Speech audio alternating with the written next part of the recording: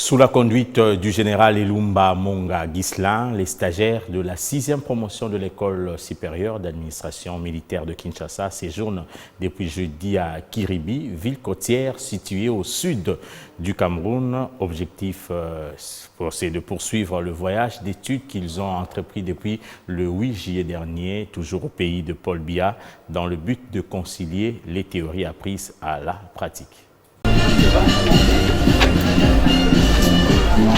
Après Yaoundé, les stagiaires de la 6e promotion de l'école supérieure d'administration militaire de Kinshasa, conduits par leur commandant, le général de brigade Ilumba Monga Ghislain, sont arrivés ce jeudi 13 juillet 2023 dans la ville côtière de Kribi, chef-lieu du département de l'Océan dans la région du sud du Cameroun, pour la poursuite de leur voyage d'études. Aussitôt arrivés, les 27 stagiaires de cet établissement d'enseignement militaire de la RDC ont pris part dans cette région, l'un des points stratégiques du trafic maritime dans le golfe de Guinée, à une séance de travail autour du thème « Rôle de la marine nationale au développement du Cameroun », animé par le capitaine de vaisseau Joseph Ambassa à l'état-major de la base navale de Kribi. Ces thèmes qui entrent dans le cadre de modules dispensés à l'école supérieure d'administration militaire, la sécurisation du golfe de Guinée, a poussé les stagiaires à poser plus de questions pour apprendre d'une autre expérience sur cette thématique. Ce même jeudi, les stagiaires de la 6e promotion de l'ESAM ont visité les ports autonomes de Kribi. Sur les lits, une présentation de ces ports a été faite à l'intention de ces derniers, en commençant par la zone de mouillage dédiée à l'entente des navires jusqu'au dernier détail. L'occasion faisant les larrons, les stagiaires de la 6e promotion de l'ESAM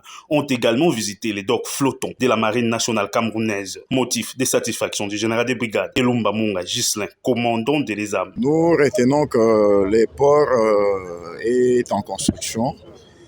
Les travaux sont à 10% de réalisation. Mais néanmoins, il y a une zone de mouillage, il y a une zone où on peut débarquer les conteneurs. Et les conteneurs qui sont débarqués ici servent essentiellement à desservir les autres ports avoisinants. Donc il y a d'autres navires de faible tonnage qui viennent les récupérer pour desservir les autres ports.